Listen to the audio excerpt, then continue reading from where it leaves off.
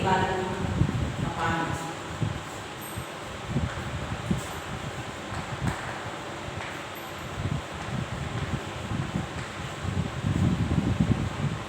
कैमरे में बंद अपाहिज, ठीक है। और पुस्तक आरो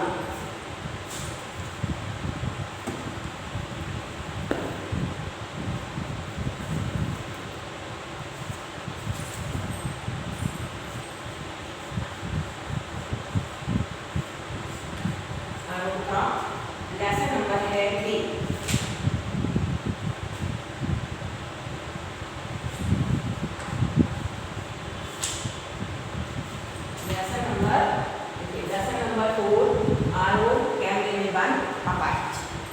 तो कैमरे में बंद अपाहिज मैंने आपको पढ़ाया था। ये इसके ज़्यादा जो जितने भी अर्थ थे, जितनी भी व्याख्या थी, मैंने आपकी कल सब करवा दी थी, पूरी टोटल करवा दी है सारी की सारी। तो अब इसके साथ में जैसे क्वेश्चंस लिखे होते हैं, जो क्वेश्चंस लिखे होते हैं सारे, जैसे कल 2 क्वेश्चन मैंने करवा दिए थे आपको कि कविता में कुछ पंक्तियाँ कोष्ठकों में रखी गई हैं। ये मैंने आपको कल करवा दिया था, लेकिन फिर इस बार रिविजन एक बार कराते हैं हम कि आपकी समझ में इसका क्या औचित्य होता है। कहते हैं जिस प्रकार से नाटक में नाटक जो मतलब विधा होती है ना, इस प्रकार से नाटक विधा में पात्रों की भावभंगिमाएँ होती हैं, कोष्ठक में व्यक्त की जाती हैं। जैसे संकेत के माध्यम से इशारा करके कुछ कह देना, या इधर से उधर आ जाना है, या साइड चेंज कर लेना थोड़ा सा होता है। तो ये सब जो चीज़ें होती हैं उसमें कोष्ठक में दे दी जाती हैं। तो जो कोष्ठक में दे दी जाती हैं, जो अभिनय में बहुत ही सहायक होती हैं। उसी प्रकार से इन कोष्ठकों में लिखी पंक्तियों में कविता का जो मूल भाव होता है वो व्यक्त होता है। एक पीड़ित व्यक्ति के प्रति संवादहीनता का भाव व्यक्त करने वाली जो होती है सभी पंक्तियाँ कोष्ठकों में ही लिखी जाती हैं। जैसे कोई होता है रोते हुए दिखाता है, कोई घृणा का भाव व्यक्त करते हुए दिखाता है ना। तो इस तरीके से जो चीज़ होती है उसको कोष्ठक में कर दिया जाता है, तो इसके अभाव में हमारे मन में दूरदर्शन के प्रति जो होती है घृणा जो होती है पैदा नहीं होती, नफरत का भाव उनके अंदर हमारे अंदर पैदा नहीं हो पाता है, जो इसका मेन उद्देश्य होता है। इसलिए ये जो कविता की जो महत्वपूर्ण पंक्तियाँ हैं, जो मतलब कोष्ठकों में जो लिखा होता है, ये पंक्तियाँ जो होती हैं महत्वपूर्ण हो जाती हैं, इनके मतलब बहुत इंपॉर्टेंट हो जाती हैं। कि जैसे होता है ना कि अब इसको संकेतों के माध्यम से कुछ कह देना, या थोड़ी साइड चेंज कर लेना, या एक के बाद में दूसरा बोलना, तो उसको कोष्ठक में दे देते हैं। तो ये जो पंक्तियाँ होती हैं कविता की, ये बहुत ही महत्वपूर्ण होती हैं। नेक्स्ट देखिए, लिखा है कमरे में बंद अपाहिज, कमरे में बादल बोल देते हैं, सॉरी बेटा। तो कैमरे में बंद अपाहिज करुणा के मुखौटे में छिपी क्रूरता की कविता है। देखिए कैमरे में बंद अपाहिज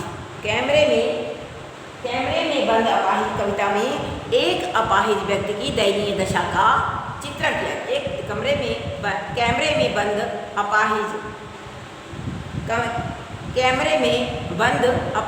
कविता में एक अपाहिज व्यक्ति की दयनीय दशा का मतलब उसका चित्रण किया गया है।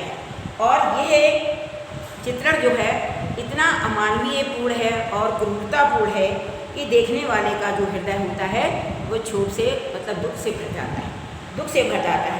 जिस तरह अपाहिज को टेलीविज़न के कैमरे के सामने अपमानित किया जाता है, उसकी मानसिक पीड़ा को कुरेदा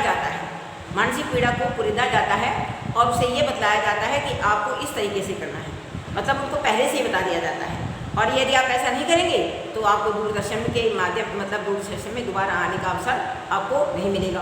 तो उनकी जो मानसिक दयनीय दशा होती है तो उसको वो कुरे देते हैं और शारीरिक पीड़ा के साथ साथ, और मतलब उससे क्या होता है जब उनकी अंदर से उनको कुरेदा जाता है तो शारीरिक पीड़ा तो उनको है ही क्योंकि वो अपाहिज हैं, और इसके साथ में उन्हें मानसिक पीड़ा भी दी जाती है।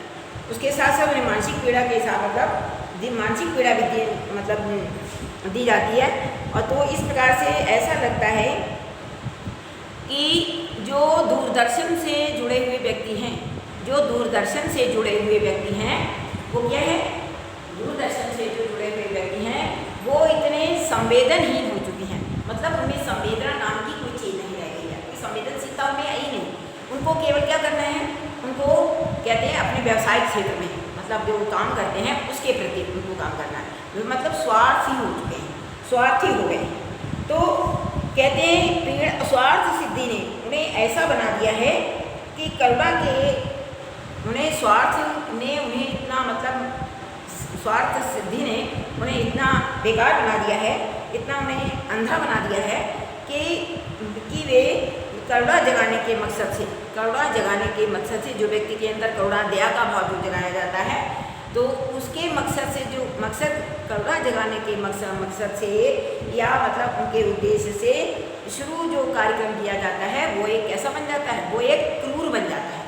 करुणा जगाने के उद्देश्य से किया गया जो कार्यक्रम है वो एक क्रूर बन जाता है, वो क्रूर बन जाता है। तो लिखा है कैमरे में बंद अपाहिज करुणा के मुखौटे में छिपी क्रूरता की कविता है। ठीक है ना, तो समझाया, एक अपाहिज की दैनिक दशा का इसमें चित्रण किया गया है और उसे बार बार इस प्रकार, और उसको सीधा सिंपल है, उसको बार बार इस प्रकार से खरीदा जाता है कि वो एक तो शारीरिक वो है ही मतलब, और दूसरा उसे मानसिक भी ताड़ना दी जाती है, मानसिक उसे पीड़ा दी जाती है, और उससे ये भी बोला जाता है कि हम जैसे वो बताएंगे, जैसे भी आपको हम बताएंगे संकेतों के द्वारा आप वैसा ही करेंगे, नहीं तो आपको दूरदर्शन में आने का आपका अवसर आप खो देंगे, अवसर आपका जो है समाप्त हो जाएगा। तो वो व्यक्ति जो है वैसा ही करता है, और शारीरिक पीड़ा के साथ मानसिक पीड़ा को भी जब कुरेदा जाता है तो व्यक्ति मानसिक पीड़ा को भी झेलता है, मानसिक पीड़ा को झेलता है, और क्या करता है, दूरदर्शन ऐसा मतलब उनको देख करके ऐसा प्रतीत होता है कि मानो दूरदर्शन से जो जुड़े हुए व्यक्ति हैं वो संवेदनहीन हो चुके हैं, उनमें संवेदनशीलता नाम की कोई भी चीज़ उनमें नहीं रह गई है, संवेदनशीलता नाम की उनमें कोई भी चीज़ नहीं रह गई है। कि मतलब जो करुणा के उद्देश्य से किया गया जो कार्यक्रम है, करुणा के जगाने के मकसद से जो कार्यक्रम शुरू किया गया है वो एक क्या बन जाता है, वो कार्यक्रम मतलब क्रूर बन जाता है, वह कार्यक्रम क्रूर बन जाता है। निर्दयी टाइप के जो व्यक्ति होते हैं, मतलब ऐसा दिखाई देते हैं कि वो दूसरे को, जब कोई व्यक्ति उनको देखता है तो उनके मन के अंदर जो देखने वाले जो दर्शक हैं उनके मन के अंदर उनके प्रति दया का भाव आना चाहिए, दया का भाव आए, है ना। तो जो करुणा जगाना का जो मकसद से शुरू किया गया ये जो कार्यक्रम होता है ये कैसा बन जाता है, क्रूर बन जाता है, क्योंकि वो शारीरिक पीड़ा तो उनको है ही, और उनको मानसिक पीड़ा भी जिलाते हैं, बार बार उनसे पूछते हैं, बार बार उनसे पूछते हैं क्या, ये बताइए आपको अपाहिज होकर कैसा लगता है। तो बार बार जब किसी को इतनी बात पूछी जाएगी तो क्या होगा, तो उसको मानसिक पीड़ा भी होगी, अपाहिज तो बेचारा है ही, और उसको मानसिक पीड़ा का भी अनुभव होगा। ठीक है, अब देखिएगा नंबर आता है थर्ड, कहते हैं हम समर्थ शक्तिवान और हम एक दुर्बल को लाएंगे, हम समर्थ शक्तिवान और हम एक दुर्बल को लाएंगे। पंक्ति के माध्यम से कवि ने क्या व्यंग किया है, कवि ने क्या व्यंग किया है, हम समर्थ हैं मतलब हम समर्थ शक्तिवान और हम एक दुर्बल को लाएंगे। तो कहते हैं इन पंक्तियों के माध्यम से, इन पंक्तियों के माध्यम से जो दूरदर्शन कार्यक्रम की जो मानसिकता है, जो दूरदर्शन कार्यक्रम की मानसिकता पर व्यंग किया गया है। इस कार्यक्रम से जुड़े लोग दर्शकों को आकर्षित करने के लिए, इस कार्यक्रम से जुड़े हुए लोग दर्शकों को आकर्षित करने के लिए बढ़ चढ़ कर के बहुत दावे करते हैं और कहते हैं दुर्बल को लाएंगे। तो ये पंक्ति कहकर के दर्शकों के प्रति वो जिज्ञासा पैदा करते हैं कि हम एक दुर्बल को लाएंगे, तो मतलब दर्शकों के प्रति वो जिज्ञासा उत्पन्न करते हैं। कवि ने इसी बात पर मतलब जो उनका ये बड़बोलापन है, मतलब बड़बोलापन मतलब कुछ ज़्यादा ही बोलते हैं, है ना, कि हम एक दुर्बल को लाएंगे, तो उनके प्रति ये जिज्ञासा उत्पन्न कर दी कि मतलब पता नहीं कौन सा दुर्बल आएगा देखने के लिए। तो दर्शक जो होते हैं उस बात को देखने की उनके अंदर बहुत जिज्ञासा रहती है। तो उनके जो बड़बोलापन है, ज़्यादा बोलने वाली जो बात है, उस पर उन्होंने व्यंग करते हुए कहा कि उनकी कथनी में और करने में बहुत अंतर होता है। वो मतलब कहते कुछ और हैं और करते कुछ और हैं। कथनी और करने में उनके बहुत अंतर होता है ना। यही नहीं, उनका मूल उद्देश्य क्या होता है? किसी लाचार पीड़ित की व्यथा करना या लोगों की सहानुभूति जुटाना नहीं होता, बल्कि अपने कार्यक्रम को रोचक बनाना है और लोकप्रिय बनाना होता है। कार्यक्रम को रोचक और लोकप्रिय बनाना होता है। कार्यक्रम को रोचक और लोकप्रिय बनाना होता है। तो कहते हैं हम समर्थ, शक्तिवान और हम एक दुर्बल को लाएंगे। देखिए इसमें क्वेश्चन लिखा है, कैसे हम लिखते हैं प्रश्न, हम एक समर्थ और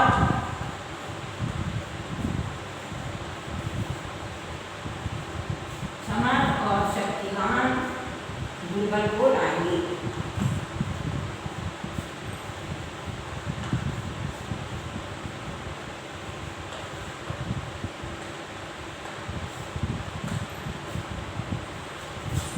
है ना, हम एक समर्थ और शक्तिवान दुर्बल को लाएंगे।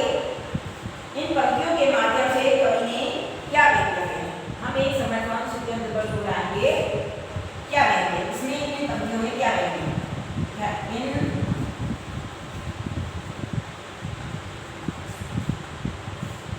इन पंक्तियों में क्या व्यक्त किया है?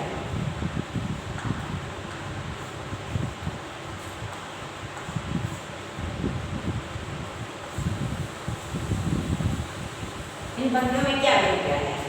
तो देखिएगा, कहते हैं ना, दूरदर्शन माध्यम कहता है कि हम इन पंक्तियों के माध्यम से, मतलब उन्होंने लोगों की मानसिकता पर करारा व्यक्त किया है। लोगों की मानसिकता पर उन्होंने करारा व्यक्त किया है और इस कार्यक्रम से जुड़े हुए लोग दर्शकों को आकर्षित करने के लिए बहुत बढ़ चढ़ करके दावे करते हैं। कहते हैं हम दुर्बल को लाएंगे।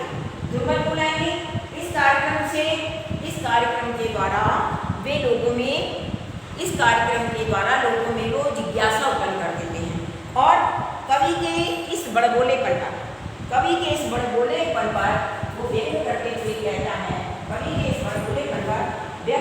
कहा गया है कि उनकी कथनी और करने में बहुत अंतर होता है। वे कहते कुछ और हैं और करते कुछ और।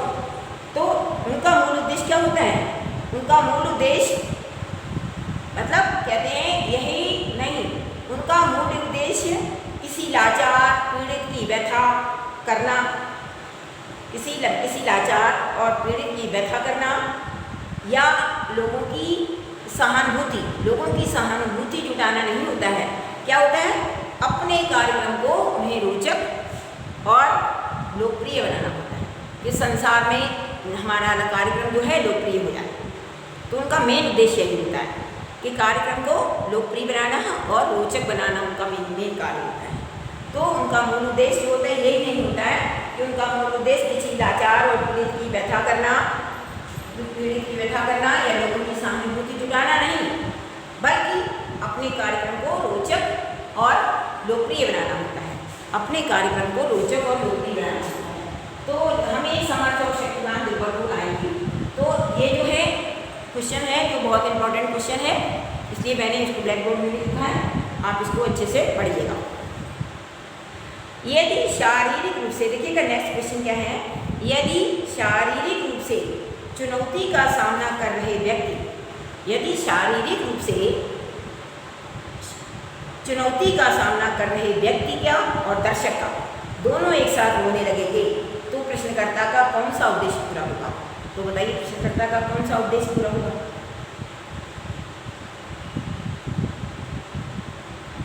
कहते हैं जो दूरदर्शन कार्यक्रम से जो जुड़े हुए व्यक्ति होते हैं, वे जो उनका सामाजिक दायित्व होता है कि दीन दुखियों के प्रति, उपेक्षित लोगों के प्रति समाज का ध्यान आकृष्ट करना। दूरदर्शन कार्यक्रम से मतलब कहते हैं यद्यपि क्या होता है, दूरदर्शन कार्यक्रम से जो जुड़े हुए व्यक्ति होते हैं, उनका जुड़े हुए जो लोग होते हैं, उनका सामाजिक दायित्व क्या होता है? दीन दुखियों और उपेक्षितों के प्रति, दीन दुखियों के प्रति और उपेक्षितों के प्रति समाज का ध्यान आकृष्ट करना होता है, लेकिन उनके प्रति लोगों की सहानुभूति दिलाना होता है। परंतु उनका मूल उद्देश्य क्या होता है? परंतु उनका मूल उद्देश्य होता है कि समाज में अपने कार्यक्रम को लोकप्रिय और रोचक बनाना, रोचक कार्यक्रम को लोकप्रिय बनाना, रोचक बनाना और उसको सफल बनाना भी होता है। हमारा कार्यक्रम जो है मतलब सफल हो जाए। कहते हैं कि दूरदर्शन दिखें, शारीरिक रूप से चुनौती का सामना कर रहे व्यक्ति और दर्शक जब दोनों एक साथ ही रोने लग जाते हैं तो कौन सा उद्देश्य पूरा होता है? तो देखिएगा, दूरदर्शन जो कार्यक्रम से जुड़े हुए लोग अपना सामाजिक दायित्व जो है दीन दुखियों के प्रति और उपेक्षितों के प्रति उनका होता है, दीन उपेक्षितों और दीन दुखियों के प्रति उनका ध्यान आकृष्ट करना। मतलब उपेक्षितों के प्रति जो समाज है हमारा, जो समाज का ध्यान जो होता है, समाज का ध्यान आकृष्ट करना होता है, उसकी तरफ उनका ध्यान लगाना। और उनके प्रति वे सहानुभूति जुटाना चाहते हैं, सहानुभूति भी जुटाना चाहते हैं, लेकिन उनका मूल उद्देश्य क्या होता है? उनका मूल उद्देश्य होता है कि मतलब जो ये कार्यक्रम चल रहा है अपाहिजों का जो कार्यक्रम है उसको समाज में रोचक बनाना, लोकप्रिय बनाना और सफल बनाना होता है, मेन चीज़ यही है। और कार्यक्रम जब प्रस्तुति होती है, कार्यक्रम जब प्रस्तुत किया जाता है तो सभी प्रयास अपने उद्देश्य की पूर्ति में सहायक होते हैं। जो भी वो कार्यक्रम मतलब जब कार्यक्रम प्रस्तुत करते हैं, जब किसी का अपाहिज को ला करके वो उसका कार्यक्रम जब प्रस्तुत करते हैं तो क्या होता है? वे अपने उद्देश्य की पूर्ति में मतलब सभी प्रयास उनके कैसे होते हैं? अपने उद्देश्य की पूर्ति में सहायक होते हैं। इस कारण अपाहिज के प्रति वो हमदर्दी नहीं जताते। हमदर्दी कहते हैं जताने की बजाय वो क्या करते हैं? अपने कार्यक्रम को अधिक महत्व देते हैं। अपने मतलब हम अपाहिज के प्रति हमदर्दी नहीं जताते हैं, लेकिन वे अपने कार्यक्रम बजाय वे क्या करते हैं? अपने कार्यक्रम को बहुत अधिक महत्व देते हैं और लाचार के साथ साथ क्या करते हैं? लाचार के साथ साथ दर्शकों को भी रुला करते हैं। लाचार वो व्यक्ति है, ये बार बार पूछेंगे उससे अपाहिज होकर तुम्हें कैसा लगता है, कैसा लगता है, कैसा लगता है।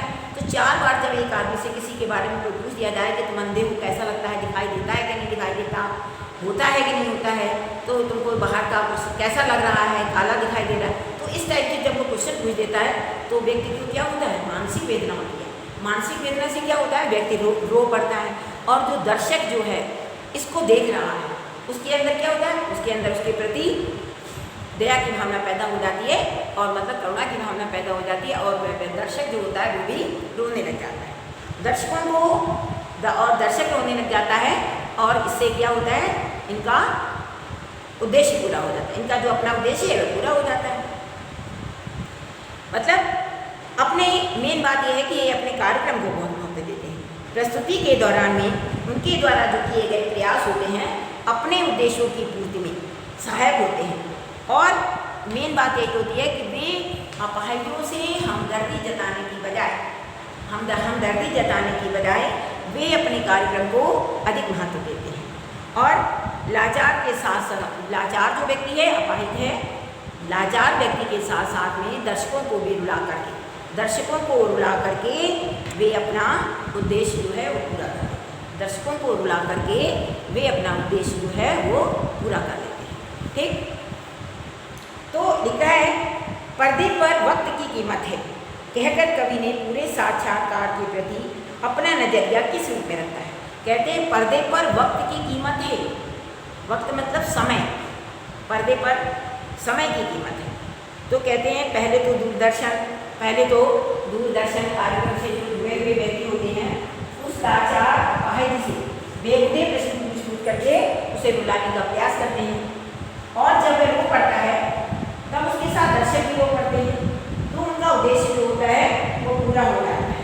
और इस कवि ने क्या किया? इस कार्यक्रम के आयोजन जो लोग कार्यक्रम का आयोजन करते हैं उन पर करारा व्यंग करते हुए इसे सामाजिक कार्यक्रम की आड़ में की जाने वाली इन्होंने स्वार्थ सिद्धि का नाम दिया है।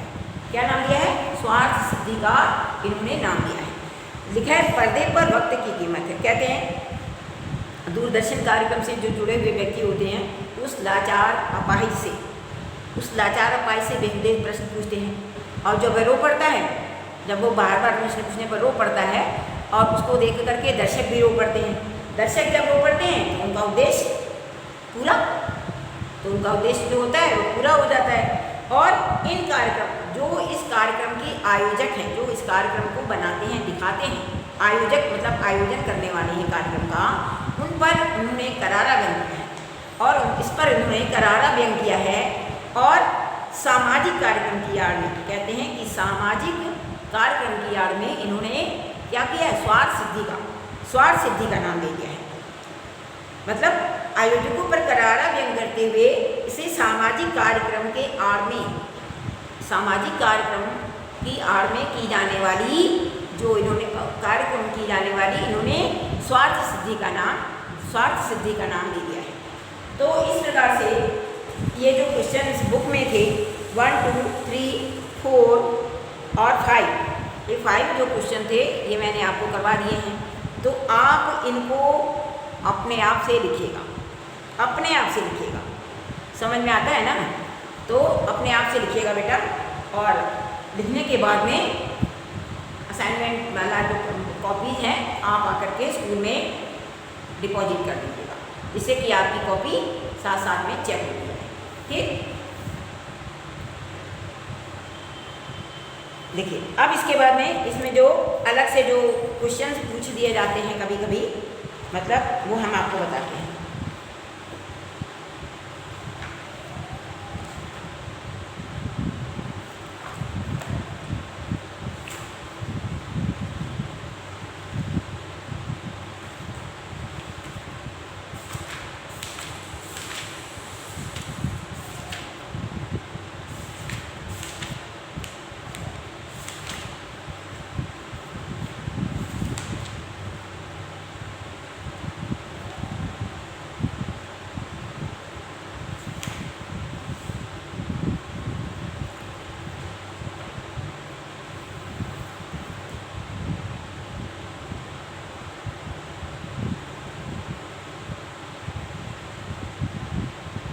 देखिए परीक्षा की दृष्टि से कुछ प्रश्न जो होते हैं वो पूछे जाते हैं। देखिए हम आपको बताते हैं। देखिए लिखा है, कैमरे में बंद अपाहिज जो कविता लिखी है, तो कविता के व्यंग पर इन्होंने लिखा है कविता का जो संदेश है या इसका जो उद्देश्य है और या इसका जो काव्य है उसे कहते हैं लिखिए अपने शब्दों में। आप कैसे लिखेंगे अपने शब्दों में? कैसे कहते हैं, कैमरे में बंद अपाहिज नामक कविता जो है इसमें मीडिया व्यापार का कटाक्ष किया गया है, व्यंग किया गया है। दूरदर्शन के चैनल सामाजिक कार्यक्रमों के नाम पर दूरदर्शन के जो सामाजिक चैनल कार्यक्रम है वो क्या करते हैं, व्यक्ति के दुख और दर्द को बेचने का प्रयास करते हैं। व्यक्ति के दुख और दर्द को बेचने का वो प्रयास करते हैं। उन्हें ना तो अपाहिजों के दुख दर्द की परवाह होती है, ना उनके मान सम्मान की परवाह होती है। उनका उद्देश्य क्या होता है, कार्यक्रम को रोचक बनाना, अपाहिजों के आंसू निकलवा करके और दर्शकों को रुला करके उनसे पैसा कमाना होता है। मतलब दर्शकों को, मतलब जो अपाहिज है उसको रुलाना और उसको देख करके दर्शकों को रुलाना, यही उनका मेन उद्देश्य होता है और यही उनका पैसा कमाना, मतलब पैसा उससे कमाया जाता है, तो यही उनका उद्देश्य होता है। और उनसे बेहतरीन सवाल पूछने पड़े, इसके लिए चैनल में बेहतरीन सवाल पूछने पड़े, वो बढ़ा चढ़ा करके दिखाना पड़े तो भी दिखाते हैं। कभी कहता है मीडिया कर्मी अपाहिजों पर, मीडिया जो कर्मी हैं उनको अपाहिजों पर ऐसा मानसिक अत्याचार जो है नहीं करना चाहिए। देखिए कहते हैं कि मतलब कैमरे में बंद अपाहिज, इस कार्यक्रम को मीडिया के मतलब कवि ने एक बहुत ही करारा व्यंग किया है। वो कहते हैं, उन्होंने कहा है कि दूरदर्शन के जो चैनल कार्यक्रम हैं वे जो अपाहिज व्यक्ति होता है उसके दुख दर्द को वो बेचने का प्रयास करते हैं और उनसे बेहुदे सवाल पूछते हैं। बेहुदे सवाल पूछने के कारण क्या होता है, व्यक्ति को जो मानसिक वेदना मिलती है तो रो पड़ता है, और जब वो रो पड़ता है तो दर्शक भी रो पड़ते हैं। तो दर्शक रो पड़ना, जब रो पड़ता है तो यही उनका जो होता है, उससे क्या होता है, इनको पैसा प्राप्त मिलता है। तो पैसा कमाना जो होता है यही इनका मेन उद्देश्य होता है। इनका पैसा कमाना मेन उद्देश्य होता है। और कभी मतलब ये कहना, इस कविता में जो व्यंग किया गया है उसमें कवि ये कहना चाहता है कि मीडिया कर्मी हैं, जो मीडिया कर्मियों को मतलब मीडिया कर्मियों को अपाहिजों पर ऐसा अत्याचार जो है नहीं करना चाहिए। मतलब ये व्यंग किया गया है। मतलब कहते हैं कैमरे में बंद अपाहिज। कविता का संदेश क्या है, उद्देश्य क्या है, अपने शब्दों में बताइएगा। तो आप छोटा सा ही है कि कैमरे में बंद अपाहिज जो व्यक्ति होता है वो उसमें मीडिया कर्मियों पर मतलब उन्होंने व्यंग किया है। कहते हैं जब वो सामाजिक किसी कार्यक्रम को मीडिया लोग प्रस्तुत करते हैं, कार्यक्रम को प्रस्तुत करते हैं, तो वो जो अपाहिज व्यक्ति होता है उससे बेहद सवाल पूछते हैं। जब वो बेहद सवाल पूछते हैं, शारीरिक वेदना के साथ साथ वो मानसिक यातना भी जब झेलता है तो क्या करता है, जब उसके अंदर के दुख को खरीदा जाता है तो रो पड़ता है। जब वो रो पड़ता है तो दर्शक भी रो पड़ते हैं। जब दर्शक रो पड़ते हैं तो उनका मेन बात क्या होती है, दर्शकों को रुलाना और पैसा कमाना, मेन उनका यही उद्देश्य होता है। तो उनका उद्देश्य यही होता है। तो कवि इस कविता में ये कहना चाहता है कि मीडिया कर्मियों को अपाहिजों पर ऐसा अत्याचार नहीं करना चाहिए। मीडिया कर्मियों को अपाहिजों पर ऐसा अत्याचार नहीं करना चाहिए। ठीक, अब देखिएगा नेक्स्ट, दूरदर्शन वाले कैमरे के सामने किसी दुर्बल को बुलाते हैं। ठीक है, ये मतलब दूरदर्शन वाले बोलते हैं कैमरे के सामने, दूरदर्शन वाले कैमरे के सामने किसी दुर्बल को ही क्यों लाते हैं, जो दुर्बल व्यक्ति होता है उसे ही क्यों लाते हैं। तो कहते हैं मनुष्य जो होता है, मनुष्य कैसा है, मनुष्य मतलब दयालु है, एक उसके अंदर करुणा का सागर भरा होता है। वो जब किसी दूसरे को देखता है तो उसको भी रोना आ जाता है ना, तो उसको भी रोना आ जाता है। किसी के दुख को देखता है तो उसको भी उसी के बारे में मतलब कहते हैं कि दूसरों का दुख मनुष्य को इतना बांध देता है कि वो उस पर अपना ध्यान हटा ही नहीं पाता है, उसी की तरफ उसका ध्यान चला जाता है।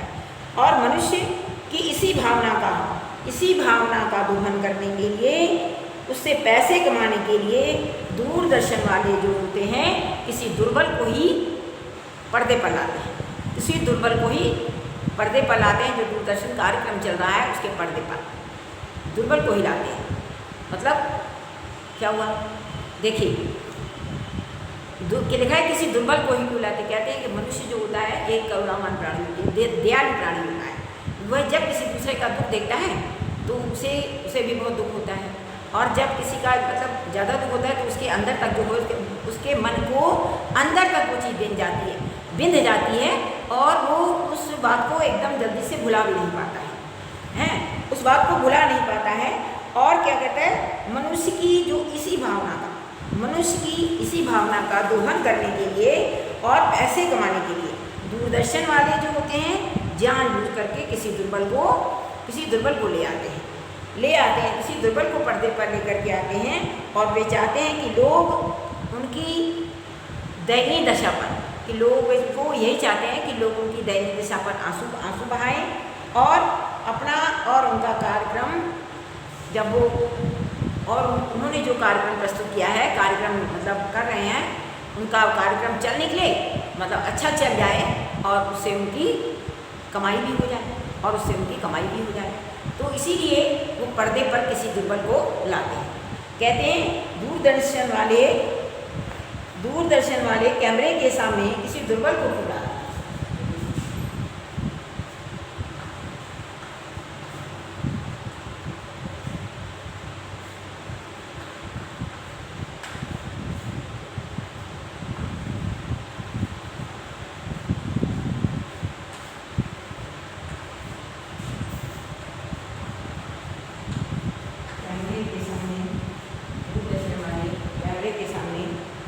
दुर्बल को भी बुलाते हैं।